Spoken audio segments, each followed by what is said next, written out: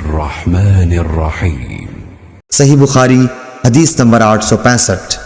عبید اللہ بن موسیٰ نے حنظلہ بن ابی سفیان سے بیان کیا،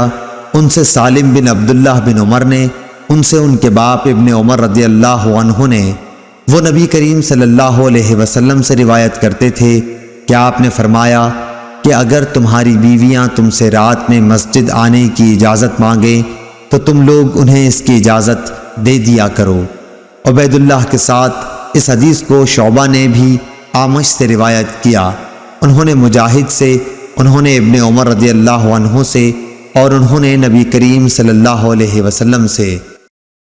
اللهم صل على محمد وعلى آل محمد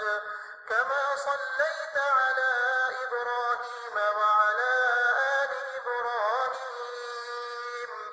إنك حميد مجيد